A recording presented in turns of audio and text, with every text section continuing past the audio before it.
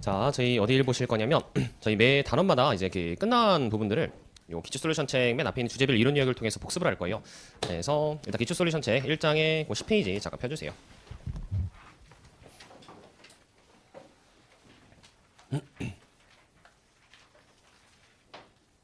자, 그래서 저희 어제 배우셨던 내용들 이렇게 제 1장의 개념체계에서 6가지 내용들 배우셨죠.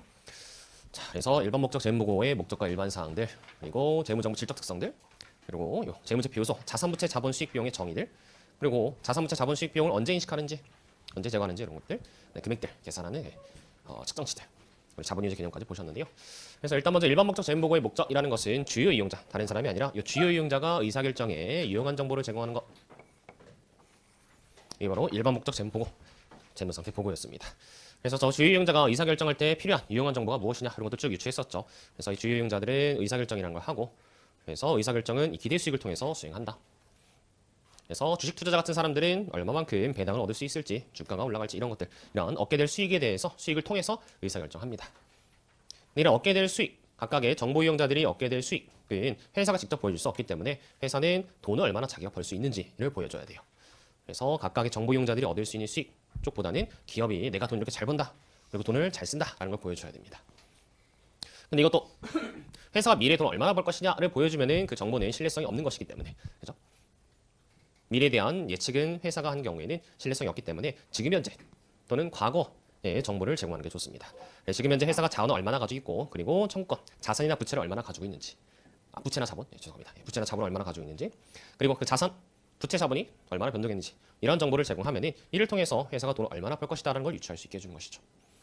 그리고 저 경영진이 회사를 운영할 책임, 수탁 책임이라고 부르죠. 그 수탁 책임을 얼마나 효율적이고 효과적으로 이행했느냐, 회사를 얼마나 경영진이 잘 운영했느냐, 그래서 수익과 비용을 얼마나 잘 벌었느냐를 보여주면은 이를 통해서 이 회사 경영진들이 어떤 성향을 가졌는지도 보여줄 수 있다라는 겁니다. 그래서 결국에는 이러한 정보 이용자들, 특히 이 주요 이용자들이 얻고자 하는 정보는 이러한 내용이다. 자산부채 자본 수익 비용이다라고 결론 내렸었죠. 그죠? 이런 그 재무정보, 재무보고를 하면서 그냥 재무보고가 완벽한 건 아닙니다. 한계가 있어요. 그죠? 그래서 모든 정보 제공할 수도 없고, 그다음에 보고기업의 가치를 보여주지도 못하고, 그다음에 추정, 여러 가지 추정이나 판단을 합니다. 그럼에도 불구하고 이런 유용성들이 있다라는 것 보셨었죠. 그래서 두 개를 비교해서 말 문제로 자주 나오니까 이거 좀 잘 익혀주셔야 된다 말씀드렸었고요. 그다음 두 번째 본 것은 제 질적 특성이었습니다. 재무정보의 질적 특성. 그래서 이런 정보들을 제공하는데 이런 정보들이 가져야 되는 성격들은 이렇게 근본적 질적 특성과 보강적 질적 특성이 있었죠. 그죠? 그래서 근본적 질적 특성은 목적 적합성, 표현 취실성.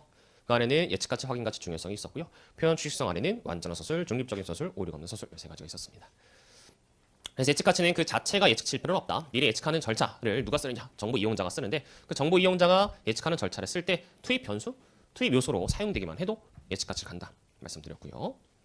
확인 가치는 과거에 이런 예측했던 내용을 확인해주거나 평가, 피드백을 주면은 그 정보가 확인 가치를 갖는다. 그래서 예측 가치와 확인 가치는 상호 연관돼 있고요. 보통 예측 가치가 있으면 확인 가치도 있죠. 상호 연관돼 있고, 그리고 이 둘 중에 하나만 있어도 목적 적합성, 목적 적합성이 있습니다. 둘 다 있어야 되는 건 아니죠, 그죠? 그다음 이 목적 적합성에서 또 한 가지 판단 기준은 중요해야지 목적 적합합니다. 중요하지 않으면 목적 적합하지 않아요.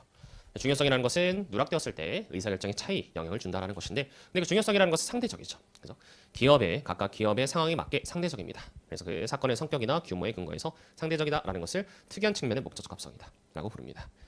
그래서 이렇게 상대적이기 때문에 뭐가 중요하다, 얼마가 중요하다라는 걸 미리 회계기준위원회에서 정할 수가 없었죠. 그죠? 기준서에다가 이게 중요합니다, 얼마 금액이 중요합니다, 미리 얘기할 수가 없었습니다. 자, 그렇고요. 그다음 두 번째 근본적 질적 특성은 표현 취실성, 믿을 만한 정보의 성격입니다. 세 가지를 충족해야 되고요. 이 중에서 중립적인 서술, 편의가 없다. 이 중립적인 서술, 여기서 이제 한 가지 제가 조금 누락했던 게, 중립적인 서술이라고 해서 이 재무 보고에 목적이 없는 건 아닙니다. 목적이 없는 건 아니에요. 편의가 없다라는 말하고 재무 보고에 목적이 없다라는 말하고는 좀 틀립니다. 그래서 어떤 게 이제 말 문제로 나온 적이 있냐면, 중립적인 서술이라는 것은 이 재무보고의 목적이나 행동에 대한 영향력이 없는 정보를 말한다 라고 이제 그 문장이 나온 적이 있습니다. 그래서 거기 어디 있냐면 이론 솔루션체 49페이지에 31번 문장에 있어요. 그래서 중립적이다 라고 했을 때 편의가 없다, 한쪽으로 치우침이 없다 라고 해서 이 재무보고가 목표하는 바가 없거나 아니면은 의사결정에 영향을 주려는 의도가 없다, 이걸 의미하는 건 아니라는 겁니다. 그죠? 어떤 한쪽으로 치우칠 의도가 없을 뿐이지 목적, 의사결정에 유용한 정보를 제공하는 게 목적이죠. 그 다음에 그래서 행동에 대한 영역이 있죠. 의사결정 영역 줍니다. 이런 것들은 있기 때문에 이렇게 오해하시면 안 된다. 잠깐 말씀드렸고요. 그 다음에 중립적인 서술에서 하나 더 등장한 게 뭐냐면 신중성입니다. 신중성이라는 것은 이 중립적인 서술학에서 주의를 기울여야 된다. 근데 주의를 기울인다는 얘기는 사람 마음이라는 게 한쪽으로 좀 치우쳐 있죠. 자산을 뻥튀기 시키려고 하고 수익도 뻥튀기 시키려고 하니까 그걸 좀 줄이고 부채나 비용은 좀 이제 좀 줄이려고 하니까 그걸 다시 좀 보수적으로 잡고 이렇게 해서 비대칭적으로 회계 처리해야 된다는 것을 뭐 신중성이라고 표현을 합니다. 근데 또 그 기준서에서는 재무 개념 체계에서는 신중성이 비대칭적인 회계 처리를 해야만 한다는 건 아니다. 신중을 기하기 위해서는 반드시 비대칭적인 회계 처리해야 된다라는 건 아니지만 그래서 비대칭적인 회계 처리가 필수적인 건 아니지만 그래도 기준서에서는 여러 가지 회계 처리하면서 비대칭적인 회계 처리를 하기도 한다. 반드시 해야 되는 건 아니지만 하기도 한다. 뭐 이런 뉘앙스로 서술에 나왔죠. 자, 신중성 말씀드렸고요. 오류가 없는 서술은 절차상 오류가 없다. 이런 것들 보시면 되겠고. 그다음에 보강적 질적 특성. 이거 보기 전에 또 하나 더. 저희 근본적 질적 특성은 이렇게 순서가 있죠. 목적적 합성을 충족해야지 표현 취성 충족하는 게 의미가 있지 목적적 합성을 충족하지 않으면 충실한 표현 의미가 없습니다. 물론 둘 다 충족해야 되지만 그 순서가 목적적 합성부터 충실한 표현 그다음 이 절차가 있습니다. 그죠? 이걸 말씀드리는 이유는 이 보강적 질적 특성은 순서가 없어요. 그래서 무슨 단어를 쓰냐면 반복적인 과정이다. 보강적 질적 특성을 충족시키는 것은 반복적인 과정이다. 그래서 비교 가능성 받다가 적시성 받다가 그다음에 이해 가능성 받다가 검증 가능성 받다가 또 비교 가능성 받다가 이렇게 해서 최대한 충족시킬 수 있는 부분들을 충족시켜 나가는 게 바로 보강적 질적 특성입니다. 그래서 반복적인 과정이다. 순서가 없다라는 걸 이렇게 표현한 거죠. 그래서 하나하나 다시 체크해보면 비교 가능성은 비교할 수 있는 성격이고요. 그 비교 가능성은 일관성에 도움을 받아야 됩니다. 그래서 비교 가능성이 목표고 일관성은 그 목표를 달성하기 위해서 도움을 준다 이런 표현을 쓰죠. 그래서 그걸 두 개를 바꿔서 말 문제로 많이 출제가 됩니다. 그죠? 비교 가능성 목표고 그 목표를 달성하기 위해서 일관성이 도움을 준다.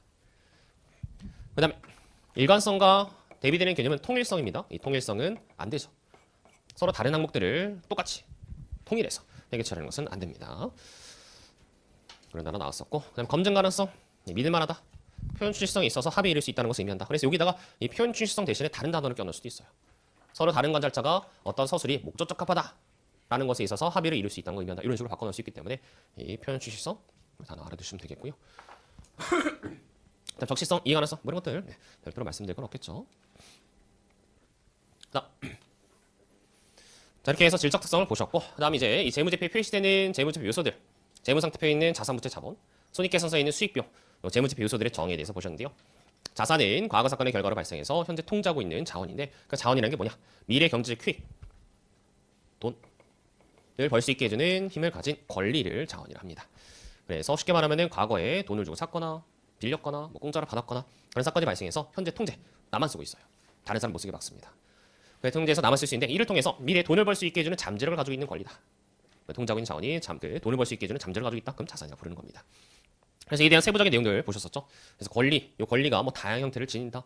스스로에 대한 권리는 안 된다. 이런 것들 보셨었죠.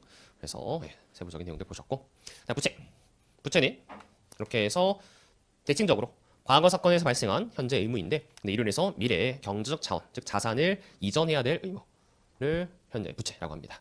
계속해서 의무라는 것은 피할 수 없는 책무다. 그래서 피할 수 없다. 회피 불가능하다. 이게 핵심적인 개념이었고요. 그 다음에 잠재력? 별도로 더 말씀드릴 건 없겠네요. 자, 그래서 부채의 정의는 대칭적이다. 그다음 또 어저께 보셨던 내용 중에 하나가 이제 수익 비용의 정의였습니다. 자본은 자산 빼기 부채인데 잔여 지분인데 이 수익 비용이라는 것은 손익 거래에서 발생한 자본 거래를 제외하고 자본 거래를 제외한 손익 거래에서 발생한 자본의 증가, 자본의 감소였죠. 즉 주주와 거래하면서 발생한 자본의 증가, 자본의 감소가 있을 수 있는데 그것은 수익 비용이라 부르지 않고 제3자, 주주가 아닌 제3자, 즉 손익 거래에서 발생한 자본의 증가, 자본의 감소가 수익 비용이다. 수익 비용의 정의는 자본의 증감입니다. 원래 자본이에요. 그래서 다시 태어난 곳으로 자본으로 마감이 되죠. 그래서 당기 순이익은 이익잉여금으로, 기타 포괄 손익은 기타 포괄 손익 누계액으로 이렇게 마감이 됩니다. 그죠? 그래서 이렇게 손익들이 자본으로 마감되는 이유가 원래 자본이니까 마감이 되는 겁니다. 그래서 그에 대한 계산 방법들, 계산법 이런 것들 말씀드렸었고요. 이렇게 재무제표 요소들의 정의를 충족했으면 그 재무제표 요소들의 정의를 충족하는 항목을 회계 처리해야 됩니다. 근데 언제 회계 처리하느냐? 정의를 충족한다고 해서 무조건 회계 처리할 수 있느냐? 아닙니다. 정의를 충족하고 플러스 알파로 이러한 두 가지 조건을 더 충족해야 돼요. 첫 번째는 목적 적합해야 되고요. 두 번째는 충실한 표현. 그럼 회계 처리했을 때 충실한 표현이 가능해야 됩니다. 즉 정보를 회계 처리했을 때 어떤 자산 부채의 수익 비용을 회계 처리했을 때 의사결정에 유용해야 돼요. 의사결정 영향을 줘야 됩니다. 목적 적합성. 그다음에 그 정보가 믿을만 해야 돼요. 충실한 표현이 돼야 됩니다. 근데 개념체계에서는 어떠한 정보가 목적 적합한지, 어떠한 정보가 충실한 표현인지 요쪽을 얘기하고 있지 않아요. 여기 잘못 썼다. 죄송합니다. 충족. 어느 경우가 목적 적합한지, 어떠한 경우에 충실한 표현이 되는지를 얘기하고 있지 않고 요쪽을 얘기하죠. 요쪽이 목적 적합하지 않다. 요쪽이 충실한 표현이다. 충족하지 못하는 상황을 얘기하고 있습니다. 그래서 존재하지도 않는, 존재가 불확실한 자산을 인식하는 것은 목적 적합하지 않다. 그리고 경제기획이 유출일 가능성이 높지 않은 자산이나 부채를 인식하는 것은 또 목적 적합하지 않다. 그리고 측정이 불확실한 자산 부채, 금액이 얼마인지 모르는 자산 부채 인식하는 것은 믿을만하지 못하다. 그래서 이쪽을 얘기하고 있습니다. 따라서 이를 통해서 유추할 수 있는 것은 그러면 존재하는 자산 부채를 인식해야 되겠다. 즉 자산 부채의 정의를 충족하는 항목을 인식해야지 목적 적합하고, 그다음 경제기획이 유출일 가능성이 높은 자산 부채를 인식해야지 목적 적합하고, 그리고 신뢰성이 추정이 가능한 금액이 얼마인지 아는 자산 부채를 인식해야지 충실한 표현, 믿을만한 정보가 된다. 그래서 인식할 수 있다. 이쪽을 유추할 수 있는 것이죠. 그죠? 이렇게 유추했습니다.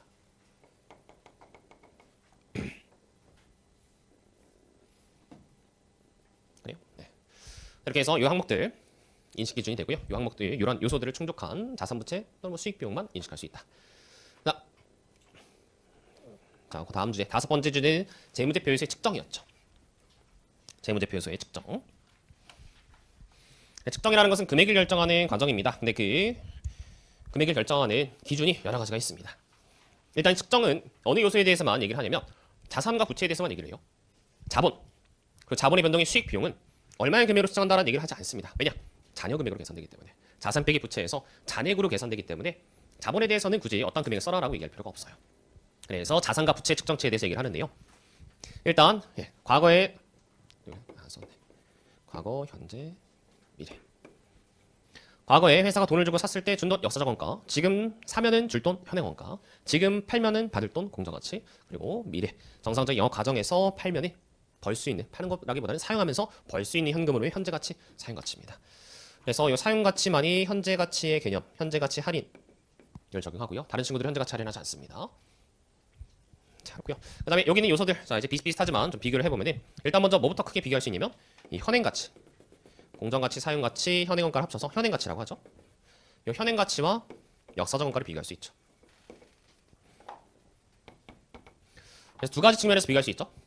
역사적 원가는 과거 사건에서 발생한 측정치로 측정을 하지만, 그죠? 현행 가치는 과거 사건으로부터 부분적으로도 도출되지 않는다, 이런 표현을 썼습니다. 즉 과거 사건이 일어나서 거기에서 발생한 금액을 갖다 쓰는 게 아니라 가정을 해서 계산을 하죠, 그죠? 두 번째는 역사적 원가는 재측정 안 합니다, 그죠? 가치 변동을 반영하지 않지만 현행 가치는 가치 변동을 반영한다. 지금 현재 또는 미래 가치이기 때문에 시간이 지나면서 그 변동하는 가치를 계속 반영합니다. 그래서 두 가지 측면의 차이가 있었고요. 그다음 공정 가치와 사용 가치, 이 두 녀석도 비교할 수 있었죠. 공정 가치라는 것은 시장에 근거한 측정치지만 사용 가치는 기업 특유의 측정치다. 그래서 공정 가치는 어떠한 기업이 측정하는지에 따라서 금액이 달라지지 않습니다. 어떠한 기업이든지 간에 시장에서 거래되는 금액, 객관적으로 관측할 수 있는 금액이 공정 가치가 돼요. 반면에 기업의 사용 가치 같은 금액들은 기업의 그 자산 보유 목적에 따라서, 자산을 활용하려고 하는 의도에 따라서, 영업 형태에 따라서 그 사용 가치가 달라질 수 있다. 그래서 상대적이다. 그것을 기업 특유의 측정치라고 얘기를 했습니다. 다르고요. 네. 그다음 마지막으로 거래 원가. 거래 원가를 취급하는 것이 좀 달랐죠. 그래서 요 역사적 원가나 현행 원가 같이 원가를 측정하는 경우는 취득 시에 거래 수수료가 발생하면 그 취득 시 거래 수수료를 거래 원가를 가산했습니다. 그죠? 내가 취득할 때 돈을 더 내는 거래 수수료 더 내는 금액은 취득 시 원가에 가산해요. 그럼 반대로 처분 시 거래 수수료가 발생하면 그 처분할 때 받는 금액인 공정 가치나 사용 가치 계산할 때 빼야 되는 거 아니냐라고 생각할 수 있는데요. 그래서 처분하면서 받는 돈, 공정 가치나 사용 가치에서 거래 수수료가 발생하면 받는 돈이 나가니까 마이너스 빼야 되는 거 아니냐라고 생각할 수 있는데 이 친구는 아니죠. 공정 가치는 특이하게도 자산의 속성만을 계산하기 위해서 처분 시 거래 수수료를 고려하지 않는다. 처분 시 거래 수수료를 고려한 금액은 순공정 가치라고 부르죠.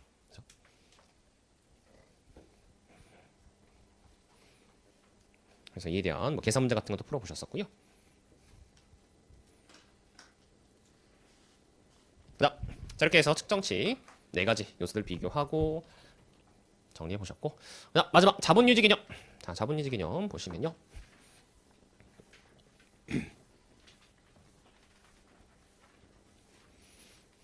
어제 그리고 깜빡하고 말씀 안 드렸던 게 이 자본유지 개념은 실제로 쓰이는 회계 처리에 쓰이는 적용되는 내용이 아니죠. 그냥 개념적으로 이론적으로 이런 것이 있다. 이런 거 적용해서 회계 처리에 반영할 수 있다. 라는 거 그냥 이론적으로 언급만 하는 내용입니다. 그래서 회계 처리 자본유지 개념이 적용되는 건 없어요. 물론 그렇다고 해서 실생활에 아예 적용 안 되는 건 아닙니다. 어디에 이제 적용이 되냐면 어떤 개념이 적용이 되냐면 이익준비금. 그래서 이가 이제 뒤에 자본 파트에서 현금 배당을 주면은 그 배당 금액 이익 배당의 10%를 자본금으로 이익준비금으로 대체를 해야 되죠. 배당을 주기 위해서 이익준비금 대체를 해야 됩니다. 그래서 만약에 회사가 배당을 100원만큼 주고 싶다. 그러면 이익을 110원을 벌어놔야 돼요. 그 중에서 100원은 배당을 줄 수 있지만 10원은 회사 내부로 유보 저축을 해야 됩니다. 이런 이익준비금의 개념이 바로 이 자본유지 개념이 적용되어 있는 사례 중에 하나예요. 왜냐? 이런 자본유지 개념을 적용하는 이유가 뭘까요? 회사가 예를 들어서 10,000원 기초자본이 있었는데 기말에 2만원 기말 자본이 되었어요. 그래서 이 10,000원부터 2만원까지 번 증가한 자본 이거 다 이익이다 라고 보면 되는데 이걸 굳이 쪼개가지고 중간에 뭐 15,000원 이렇게 쪼개서 5,000원만 이익이고 얘는 이익이 아니다 이렇게 보는 이유가 뭐냐? 왜냐면 이익을 배당을 할 수 있어요. 이익만이 배당을 할 수 있습니다. 그래서 만약에 이 중간에 15,000원 범퍼를 두지 않고 10,000원 전부 이익이다 라고 처리해버리면은 이 10,000원을 전부 다 배당으로 줄 수가 있어요. 이익만 배당을 줄 수 있습니다. 근데 10,000원을 이익으로 하면은 다 배당을 줘버릴 수 있어요. 그럼 회사의 자본은 얼마가 되느냐? 20,000원에서 10,000원 배당 주니까 다시 10,000원이 되죠. 10,000원까지 다시 또 영업을 합니다. 이번엔 이익을 뭐 8,000원 벌었어요. 8,000원 다 배당 줍니다. 그럼 또 10,000원이 되죠. 그래서 계속 10,000원으로 자본을 맞춰 놓으면서 그 10,000원보다 증가한 돈을 다 이익이라고 얘기를 하면은 그 이익을 다 배당으로 줬을 때 실질적으로 회사는 쪼그라들어요. 그죠? 명목상 금액은 자본이 10,000원으로 유지되는 것처럼 보이지만 그 실질적인 회사의 규모는 쪼그라듭니다. 물가 상승 때문에. 그래서 이 전체 증가한 자본을 다 이익으로 보지 않고 이 중에서는 얼마만큼 회사에 유보시켜 놔야 된다. 최소 10% 정도 유보시켜 놔야 된다. 그래야지 회사의 규모가 유지된다. 그래서 회사의 규모를 유지시키기 위해서 이 증가한 자본 중에서 일부는 이익으로 보지 말자라고 하는 게 바로 이 자본유지 개념이에요. 그죠? 단순히 주주의 그 투하 자본을 유지하기 위해서 이런 개념을 적용하는 게 아니라 회사의 실질적인 규모를 유지시키기 위해서. 그래서 회사가 점점 쪼그라들다 보면 나중에는 존속 불가능할 수도 있습니다. 계속 기업이 안 될 수도 있어요. 그런 상황을 방지하기 위해서 이 증가한 자본 중에서 일부는 회사에 남겨주자, 이익으로 보지 말자, 배당하지 말자라는 개념으로 저 자본 유지 추정을 그리고 유지 자본 개념을 들여놓은 겁니다. 어쨌든 뭐 이론적인 그런데 자 금액을 넣어보면 일단 예를 들어서 이렇게 기초 자본이 10,000원 있고 기말에 회사가 열심히 영업해서 20,000원으로 자본이 증가했어요. 그러면은 명목재무자본 유지 개념 하에서는 이 기초 자본과 동일한 가치를 갖는 기말의 자본, 그래서 기초 자본과 본전치기를 했다고 볼 수 있는 기말의 자본, 즉 유지해야 될 자본은 명목상의 금액 동일한 금액이죠. 그래서 이익은 10,000원이 됩니다. 증가한 자본 전부가 돼요. 하지만 불변금액 재무자본하에서는 유지해야 될 자본을 물가상승률을 태운 금액만큼은 늘려야 된다고 보는 거죠. 그래서 물가상승률이 예를 들어서 20%라 하면은 유지해야 될 자본 12,000원이고 따라서 이익은 얼마냐? 8,000원. 실물자본 유지 개념하에서는 요 10,000원을 이렇게 회사가 주로 거래하는 뭐 제품, 물건, 영업 규모, 생산 규모 여러 가지 형태로 조업도로 환산합니다. 그래서 기말의 조업도를 유지하기 위해서 가지고 있어야 될 자본으로 환산을 하죠. 그래서 기말에 똑같은 영업 규모, 기초의 영업 규모와 동일한 실물의 규모를 유지하기 위해서 15,000원이 필요하다라고 한다면은 실적의 이익은 20,000원. 이다라는 거. 그죠? 이렇게.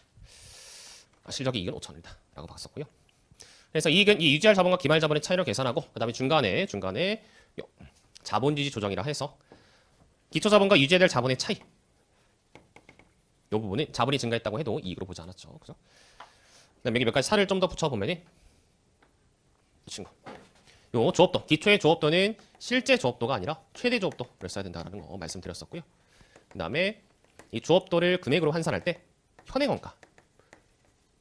현행원가를 써서 환산해야 된다. 즉 지금 당장 자산을 살 때 주는 돈으로 이 실물의 규모를 금액으로 환산해야 된다. 이런 것도 말씀드렸습니다.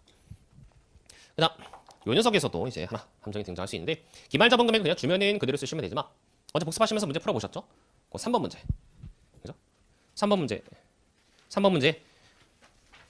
풀어 보셨나요? 네. 3번 문제에서는 요 기말 자본을 안 줬습니다. 그래서 어떻게 하셔야 되느냐? 기말 자본을 계산해야 되는데 이 금액은 기초 자본에 단기 순이익을 더하시면 돼요. 이렇게. 보통 이 경우에는 이렇게 단기 순이익을 주기 때문에 회사가 얼마의 자산을 사서 얼마의 자산을 팔았다. 그래서 이익을 얼마만큼 남겼다. 이러한 자료를 주면은 그 단기 순이익 고려해서 기말 자본을 계산하시면 됩니다.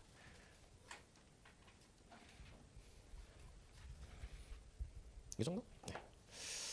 그래서 유일한 계산 문제 풀어 보셨고요.